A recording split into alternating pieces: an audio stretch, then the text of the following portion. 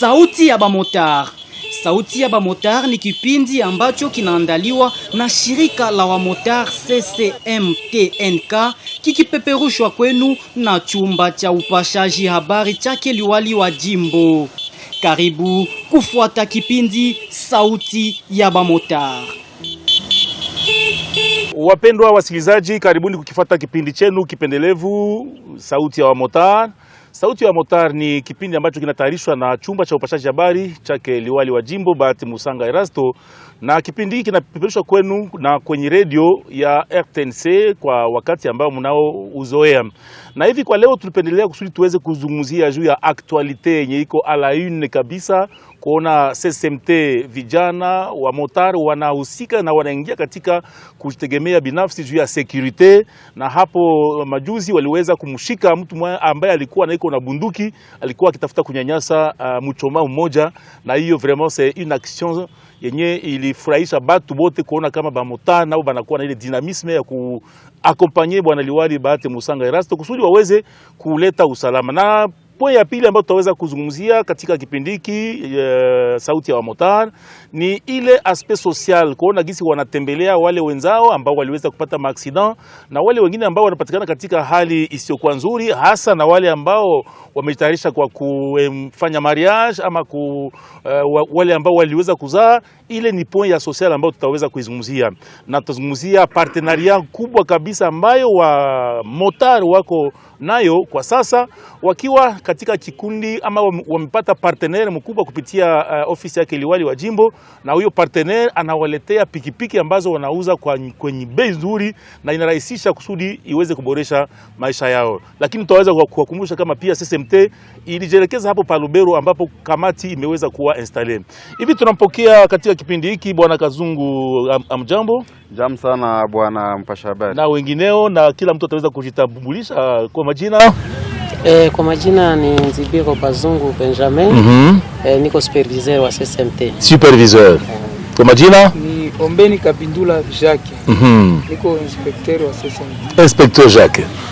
Kwa upande wangu Kambale Mbue Jano, president caisse sociale. Kawalina Kilimba Romain, niko superviseur territoire de Nyiragongo. Territoire de Nyiragongo. Alors, gisi tuliweza kuwaelezea bwana Kazungu, tulipata habari kama vijana wako wa motar kupitia kipindi kenu ama kikundi kenu CCMT muliweza kushika jambazi moja ambaye alikuwa kivaa kanzu zenu za kimotar. Anasema yeye ni motari japokuwa yeye kabisa ni mjambazi. Hali utuelezee ilikuwaje? Ndio. Asante sana bwana mpasha habari. Kweli hali nitaanza kwanza nikipigia asante bwana liwali wa jimbo kwa kuwa kupitia mpango yake ya kuweza kutia kamati ambayo inaangalia watembeza pikipiki iwe wa 2 pneus ama wa 3 pneus. Kupitia hiyo kamati ndio iliweza kufikia wakati ya kufanya identification, na hiyo identification kwa kweli tunajua motari wa kweli na ule bandia na ndio maana kupitia hiyo mradi ya kufanya identification tuliweza kutia watu ambao wanatusaidia kabisa ndani ya kazi ya kukontrole wale wa motari wa bongo na wale wa kweli, na kupitia hiyo kabisa ndio tuliweza kuangukia jambazi ambaye alikuwa naiba akitumikisha silaha. Na hata ndani ya kikundi chetu hiki ambacho tumekuja kurepresenter coordination, tuko na mtu ambaye alikuwa anashimamia hiyo kazi ya control ya usiku, na yeye kabisa yeye ndiye aliweza kuangukia huyo jambazi ambaye alikuwa na silaha na alitafuta kuiba mtu kabisa ndani ya busheria kwake. Alafu tukamwangukia na silaha kwake. Bwana Jacques, tuelezee mambo ilikuwa je, ilikuwa sangapi na mulifika hatua ya kumkamata kabisa namna gani? Donc ilikuwa ma 23h. Saa yenyewe tulikuwa tuko tumcontrole, tuko na controle ba motari benye abana majile. Tulikuwa pale murompo ya Terminus. Kisha tukasikia mwenye anauzishaka nyama hapa pembeni anaanza lalamika. Kulalamika sisi wote tukakuwa kirie twende pale kwenye fujo iko natokea. Kisha ndio tukaangalia motari anatafuta panda kumoto akimbie, bunduki ikaanguka chini. Ikamponyoka. Ilikuwa mkoti sal piga, alitapiga kiki ikaanguka chini. Na njoo tukaikamata, tukaita services zenye ziko competente, bakakia mkamata pale. Tulimwona alikuwa na gilet yetu, alikuwa anavala gilet yetu, tukaverifie mu systeme yetu juu systeme yetu iko informatize. Tukampata na adresse ya kwake na foto yake tukaipata ndani ya systeme yetu. Donc mkaona kabisa kama ni mwenzenu? Tukaona ni motare na mnamjua? Tunamjua mu systeme yetu ya informatique yenye tuko natumikisha ku SSMT. Ndio. Sasa wengine wenzake wa motar wanashuhudia nini? Eske ni kweli alikuwa tu bandi ama alikuwa na mwenendo mbaya? Sijue. Ndio ule wa kuuzisha nyama pale anashuhudia kama yeye ndio mwenye alikia na balikuwa bawili kumoto, kumubrake na kumwambia abapatie makuta yote yenye nao na telefoni. Mimi alikuwa hayawapatia pesa. Alikuwa hayawapatia, njoo akaanza lalamika sasa alikuwa bana charger. Njoo sio wote tukasogelea sasa pale. Njoo bakakuwa disperse bakapenda bakimbia. Mais ku systeme yenu kabisa application mliona ile gilet yake na moto na numero yote iko deja pale. Ndio tuliona gilet yake tukafanya iko na code QR. Tukakamata ile code QR tukaiskane. Après kuiskane ikaleta identite yake yote, quartier fasi kwenye anaishi na foto na jina bibi yake na voir même mwenye tunaweza ita kama tuko naye besoin. Ndio. Donc ndio avantage maintenant ya kujifaire identifier. Ndio avantage ya kujifaire identifier, ile adresse yote kabisa na kwake iko pale ni façon ya sécurité aussi mu ville ya Goma. Bwana Jacques, mimi naona ni vitu ya mupya. Ndio ni jotu ya kwanza depuis niko motari akose ba vetu pale balivionaka kwa zamani kwa Mobutu siuwe mie depuis niko motari mvile ya Goma njo ya kwanza hivi yenyewe tunaona kabisa. Donc nyie peke ba motari mna parvenir kuidentifier mtu na mnamkamata na mnajua na kwake na numero ya nyumba. C'est pas possible. Sasa hivi ma services ziliweza kumbeba, anapatikana katika mikono ya serikali kusudi aweze kujiexpliquer kama ni nini. Ndio mwale busiku tukaita service ya sécurité. Njo balukia pale bakamutwala juu baende bafatiri. Ndio. Bwana Romain, tutakupatia microphone utuelezee hii system we kama mzee. Nafikiria kwamba una miaka karibuni 10, 15 au 12 katika kazi hii. Hii system ya kuidentifier.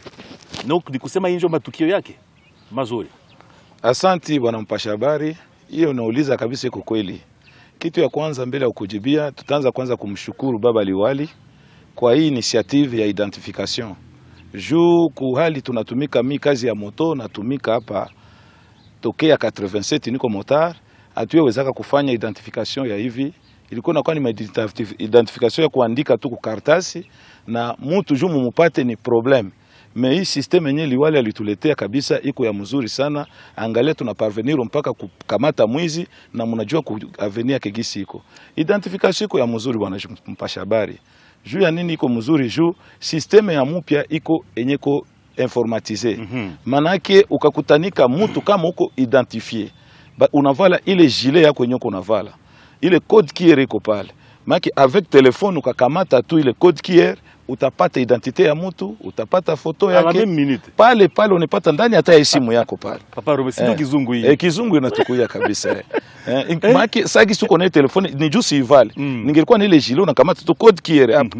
Utaonesha wasikilizaji wote wataangalia gisi unapata mtu, unapata identite yake, adresse yake, bibi yake, kama ni titele ndio mwenye alitia wote utampata pale. Donc imagine zinyi banavala ko ile code. Code QR kale unaona tu ku gilet. Pale kunani ku ile gilet. Kaka code QR kiko tu ku gilet chini ya nimero. Sasa wadabu pale ananibeba. Pale utampata yote. Ninapata pale. Na adresse yake kabisa utapata jina yake, ni mtu fulani huyo unaonekana nafasi fulani. Hata ukifika kwenye coordination utaona baba coordinateur atakufaciliter vitu yote kwa kisu mufike yako ule mtu juu adresse yake iko.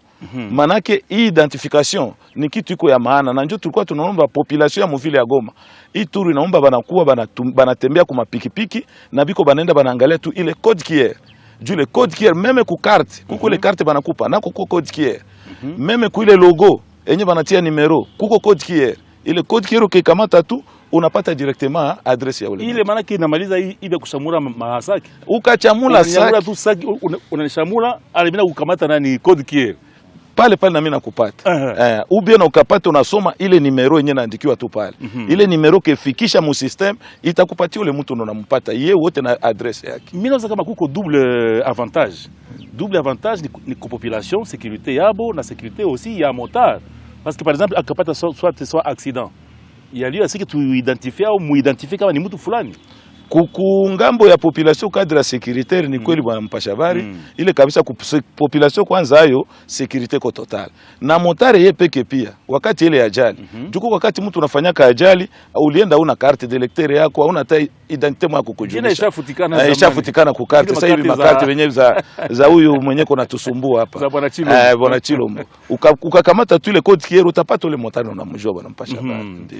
Alors tutaweza kuzungumza pia na nani na mwenzetu hapa wakati ambapo tunawashukuru sana kabisa kwa kuwa hii point iko très important kabisa kuona mara ya kwanza ndio ba motare banafanya action ya hivi ya kuaccompagner sécurité ya mungini.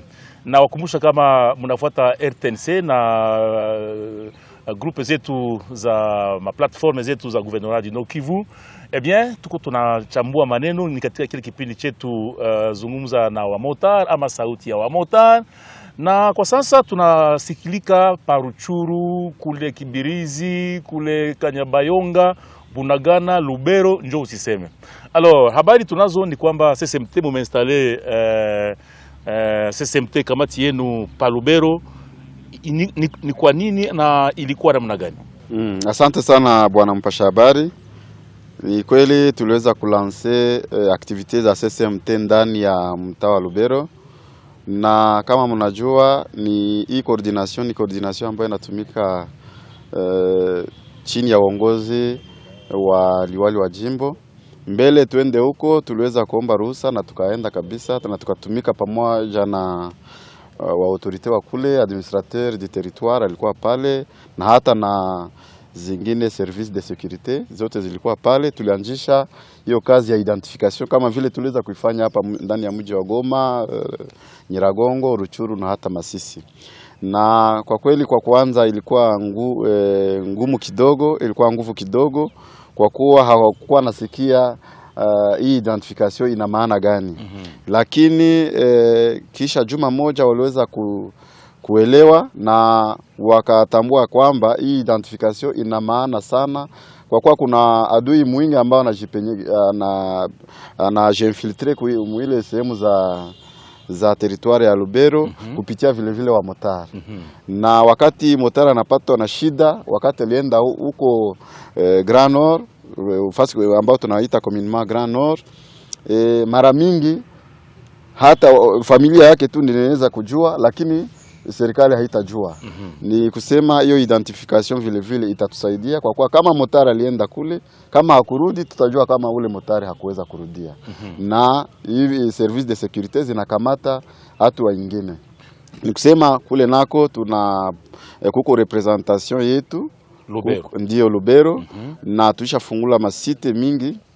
Ni site zinafika 10 ama 11 pale katika miji mbalimbali. Ndio katika miji mbalimbali. Makipese, Kufuka. Ndio. Na hakuna motari ambaye atafanya kilometri mingi Kanyabayonga. Ndio. Ndio.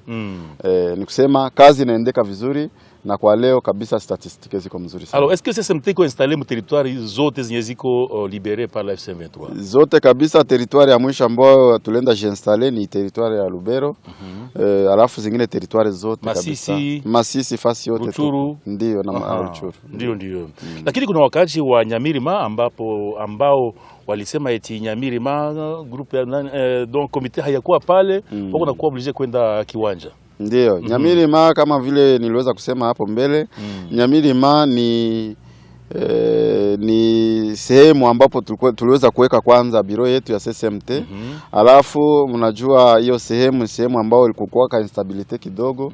Tukasema acha tulete kwa ajili ya kuproteger vile wa agent wetu. Tukasema acha tuwalete kiwanja ili kusikue matrafik d'influence na vile tupatie muda jeshi yetu wezi kunetwaye kwanza pale. Exactement. Ndio.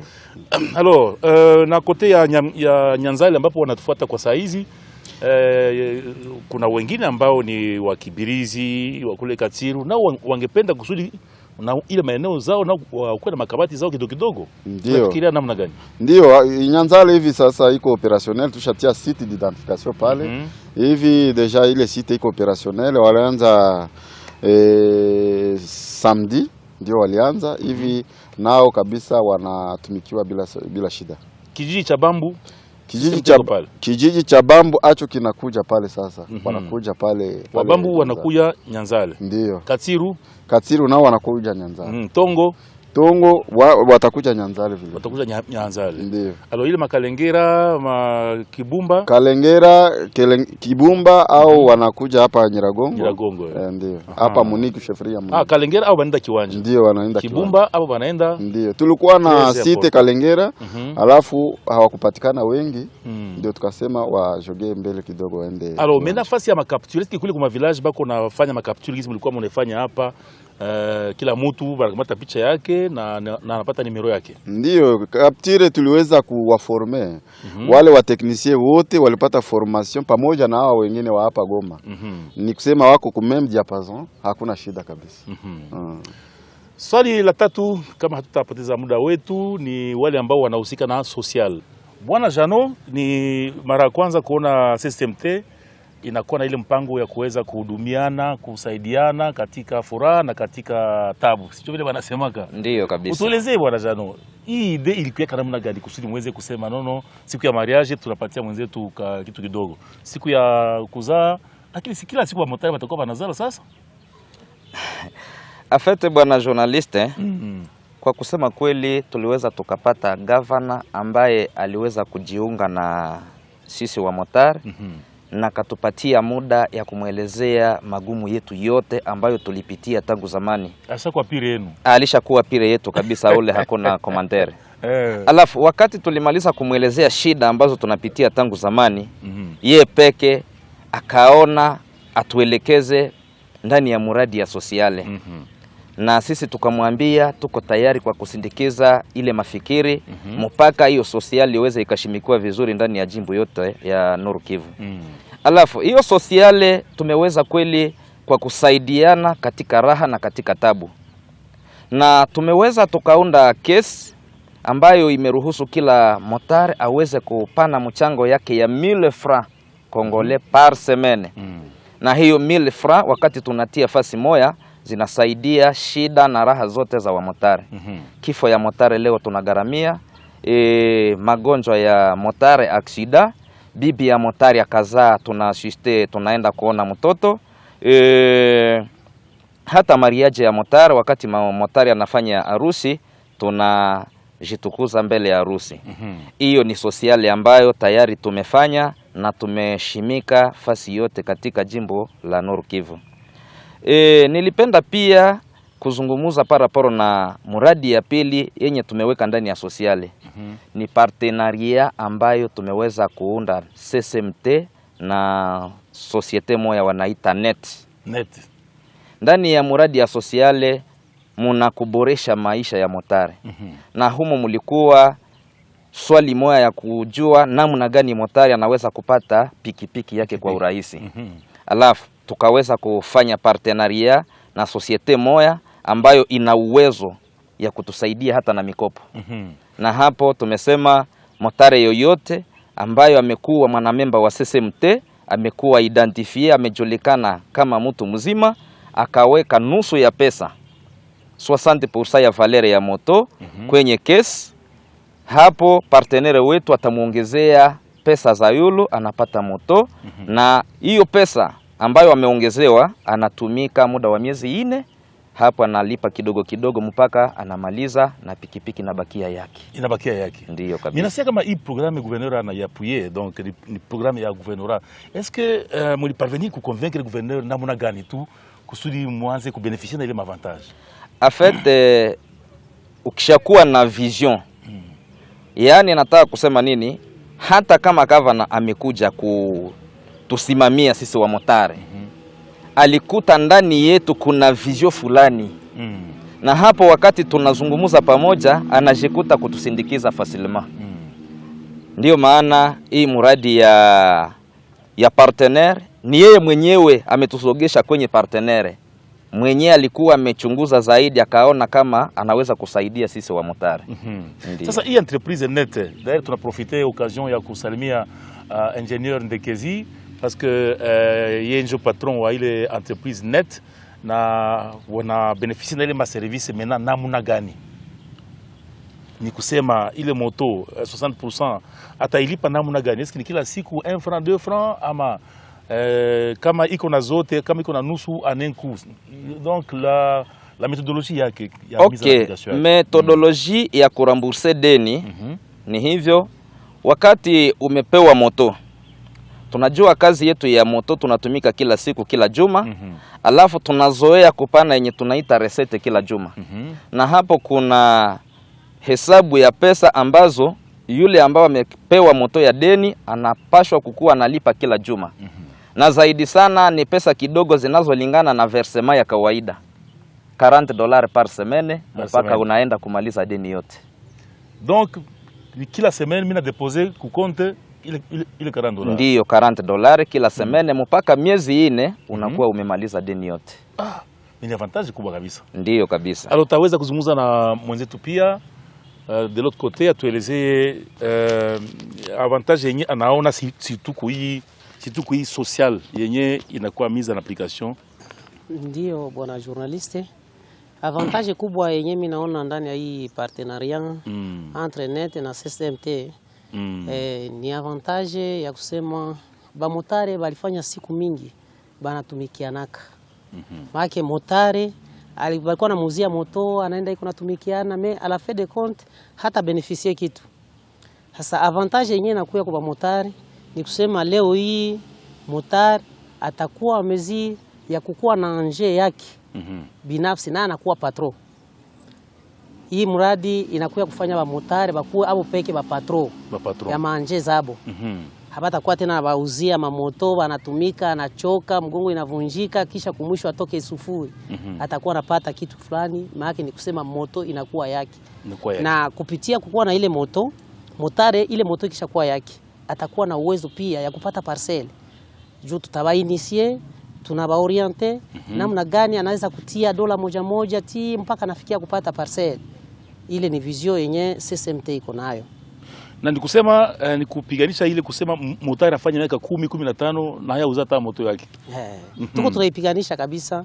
Juu ni mwaka moja tu. Mwaka moja ama miezi 10 hivi, kila motari mwenyewe atakuwa ameingia ndani ya hii mradi, atakuwa tayari amekuwa bose wa moto yake mwenyewe. Sasa message gani unapatia motari ambao wanakufuata kwa saizi wenye swate hawaingia na kusikia logique ya CCMT? Message yenyewe mimi napatia wa motare wote wa vile ya Goma, Nyiragongo, Ruchuru, Masisi, Lubero ni kusema wakuje kabisa wajiunge na hii komite ya CCMT yenyewe wanaliwali alitia porque wafikie kabisa kuboreshwa maisha. Jacques atuzungumzie pia kuhusu hii social. We kama motari na we kama inspecteur unaona je, est-ce que hii social ni ya muhimu na unahimiza namna gani wengine wa motari ambao wanapatikana katika hizi mazone yenye ziko libere par la FC23 surtout Nord Kivu? Ndio, mimi nakumbusha tena wenzangu wa motari ke tuko tunalipa sociale. Hii sociale ni ya bien sana. Juu zamani tulikuwa tushakuwa demoralize, zamani balikuwa tulipisha kazo tunazilipa mais hatutaona kazi yazo. Habata kwa nenda assiste hata watu kwa hospital mais pour le moment tuko naona kabisa ma hospitali ma CBK Ndosho, hospitali general, la Charité, Il Africa, tuko tunafika tunaenda angalia wenzetu wenye wanateseka mule, kutuona bako banasikia fuga sana. Banasikia bien. Vraiment benye bako inje kabisa sebe tuko natumika mbarabara, tutie nguvu kulipa sociale juu tusaidie wenzetu, ni maana sana. Wapatie ujumbe wale ambao wao katika vijijini kule parce que bako natufuata deja à travers la RTNC ambayo na wajulisha wapenda wasikilizaji, mnatufuata katika vijiji vyote katika mtaa wa Ruchuru na Lubero, hasa kando kando za Goma pale njoo usiseme, na wale watu wa Bunagana, wale watu wa Kishishe, wale watu wa Bambo, wale watu wa Nyanzale, wa motari bote baki na tufuata sai ule njoo inspecteur Jacques anakamataka ba mwizi.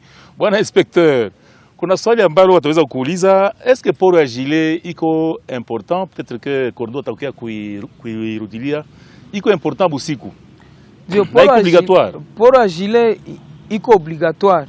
Tungeomba kabisa mkubwa wetu Papa Kordo Christophe Kazungu, port ya gilet iko obligatoire juu ya hivi vitu venye vinaanza tena pitika, tuko na bana watu bako na tembea na mabunduki. Poro ya gilet iko obligatoire. Kama motare hana gilet, arudie ku bureau, bamufunge arudie ku bureau aende uza gilet. Juu ile gilet ni sécurité yetu kabisa. Alors donc tulikuwa est-ce que ulishahimiza kwanza watu kusensibiliser watu no? J'imagine juu ya nani ya ile social. Ndio, juu ya social nisha sensibiliser watu. Na poro ya magile sasa. Na poro ya magile nayo kabisa bajikaze bavale magile juu ni sécurité. Sunaona ku moto kuko na kuwa logo. Ile logo banaweza kuiba na kuiba moto. Bakisha kuiba moto ule mwenye alibeba atatosha ile logo. Kama narudia kwetu ku bureau yetu anakia identifier. Pale tunamkamata deja. Juu tusha kamata za mingi ziko pale ku bureau. Ah bon? Ndio. Kama juu moto haizikuwa identifier mara pili. Kama yeye anarudia na kia identifier, tunaangalia mu system yetu tunakutana iko identifier, ule tuko na muarete, tunamutia ku police, tunaita mwenye moto, anakia kamata ba mingi bako banapata moto zabo pale ku coordination. Bila shida kabisa. Ndio maana identification ya muhimu sana. Ni sécurité ya population mais aussi sana sana ni kusie ba motari. Ba motari. Ndio. Tutabukle emission yetu na hii decision ambayo inspecteur ametoka kuzungumzia ni kwamba port ya gilet est-ce qu'il faut ikuwe obligatoire, est-ce que bon avantage ni nini? Bwana coordinateur Christophe Kazungu. Ndio, asante sana bwana mpasha habari. Kama vile camarade Jacques alikuwa amesema, port ya gilet iko vraiment obligatoire juu ya kuveiller ku sécurité ya population. Non seulement ku sécurité ya population ni kusema client wa motar, mais vile vile ku motare mwenyewe. Kwa kuwa motari anaweza patwa na shida, lakini kama alikuwa identifié, tutajua kama huyu mtu kwabo ni wapi, juu na a partir même ya ile gilet. Alors, na wakati yenye motari anaweza kuwa amekometre bavire fulani, a partir ya gilet batajua kama huyu mtu alikuwa identifié, juu kwa ile gilet kuko numero, na ile numero hawezi ipirate. Kama uliipirate, tutajua kama ilikuwa ni piratage ya ile gilet, na ule atakuwa consideré kama mwizi. Ni kusema kila mtu yote mwenye anadetenir moto na ni moto yake ama ni motar mwenye anajulikana ifo anavala gilet mbele ya kwenda mbarabara. Na ile kabisa tuko strict. Tushaanza deja bouclage, na bouclage ishaanza zala matunda kwa kuwa tuko nakamata mamoto za mingi za wizi. Ni kusema kila mtu yote na wabose wenyewe wanatufuata, mwenye iko na moto na iko na motare wake mwenye hana moto, mbele atoke kulupango akwe naona kama amevala kwanza gilet. Nikirudia nyuma juu ya social, kuko pwe fulani ambao wenzetu hawakuweza kusema. Kuko ba motare wa mingi wenyewe walikuwa baisha ozea pale mu CBK Ndosho, wenyewe walikosa hata malipo. Kupitia hii social tulienda tukawatosha ndani bila kupana hata €1. Ni kusema kupitia ile social tukaenda tukalipa faktire yote. Na wakatoka. Ni watu ambao walikuwa pale wamefungiwa mule wanakosa malipo, japokuwa wangefunguliwa wanenda nje na wanatumika. Lakini hawakupata ile chance, na nyuma wakati tuliweza kuinstaurer hii kitu ya social, ile ilitupermettre tuende tuwatoshe pale, na kweli tukalipa mafaktire ambayo wale walikuwa wameshindwa kulipa. Ile social itusaidia sana. Mshapamba kuikategoriser à tel point que kusikwe confusion ba motari ba moya, par exemple à quelle catégorie munafikia ile assistance? Est-ce que ni à 100% au ni prise en charge yeniko bien définie? En fait, kama vile ma mutualité zote zinatumikaka, kwa kuwa hii tunaweza iconsidere sa vile mutualité. Ni kusema tunasaidia kuseye fulani. Tuseme 50% ya facture. Mais hii yenye mimi nasema ilikuwa ni ce sont des cas particuliers. Zenye ba motari walikuwa bashikosewa kabisa. Ashabakia mhospitali. Ashabakia mhospitali, anakuwa prisonnier wa hospitali, na hawajui kama atatoka siku gani. Na ukifika pale utakutana walikuwa bashabajengea mu matami peke, nikaona ce sont des conditions inhumaines. Tukasema acha tuone kama tunaweza tosha kwanza watu. Na tukatosha hata wenyewe walikuwa hawakupana contribution ya caisse sociale. Sawa fundisho. Nao wakati walitoka kasema kabisa sie ndio tutakuwa kielelezo. Baka kwa kabisa exemplaire. Ndio. Ile kabisa ni kitu ambacho tutatia ndani nguvu, na kweli ile 1000 francs yenyewe banapana wataona kama imetosha matunda. Na kitu ingine kupitia hii caisse sociale tuko naona gisi ya kufungula ya kusinye zingine mapartenaria hata na mahopitaux de la place de façon que motard wakati yenyewe wanamfikisha juu wako vraiment exposé ma danger za accident, wakati yenyewe wanamfikisha pale kusikwe kitu ya kumbloquer kwanza, ba mupokee sawa vile un partenaire, kisha coordination itaona gisi ya kunegocier hiyo matunzo. Bwana Christophe Kazungu, question leo hii unaweza kuwa kuna motari ngapi umwe benye ushaweza kuidentifie? Kwa leo hii mu base de données yetu tusha identifier 36,680. 36,000 déjà. Ndiyo. Ah, c'est déjà un pas ya kabambi sana. Ndiyo.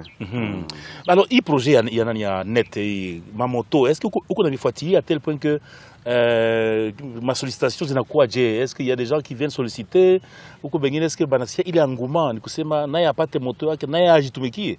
Ndiyo, bwana mpasha habari, ukiona vizuri hawa ba motari wenye tuko nabo ni ba jeune ba mingi.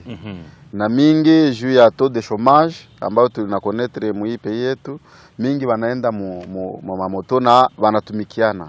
Alafu solicitation iko mingi sana, wenyewe wanapenda wapate ile moto na kila mtu akwe na moto yake. Nikisema solicitation iko mingi na itabasaidia sana. Na comme témoignage kuko zenye tushapana ya 3 pneus mabajaji tushazipana pamoja na partenaire yetu alipana une dizaine ya mamoto ya ile ya 3 déjà livré déjà. Oui, déjà livré. Nikisema wale wa 2 pneus ndio wenye tunafikia hako na wale wa 3 pneus vile vile, na hivi solicitation iko mingi na siku zijazo tutawaita juu tuwaoneshe resultat ya ile partenariat. Coup de chapeau au gouverneur Bahati Musanga Erasto ambaye aliweza kuconnect entreprise net kwa bamotar a tel point que baweze kuboresha maisha yao. Tunashukuru. Ni mwisho wa kipindi chetu Sauti ya Motar, kipindi ambacho kinaperushwa na chumba cha upashaji habari cha liwali wa jimbo Bahati Musanga Erasto. Kwa upande wa fundi ni Faustin, Claude, Levis et Anaclé ambao walikuwa wakichukua picha, na mimi mbele ya microphone Celestin Sibumana ambaye nawatakia usikilivu mwema kupitia kipindi chenu Sauti ya Motar. Merci. Merci beaucoup. Asante sana Papa Romain. Ah, Inspecteur Jacques. Merci. Merci.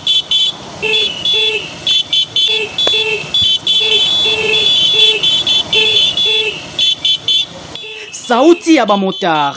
Sauti ya Bamotar ni kipindi ambacho kinaandaliwa na shirika la wamotar CCMTNK kikipeperushwa kwenu na chumba cha upashaji habari chake liwali wa jimbo. Karibu kufuata kipindi Sauti ya Bamotar.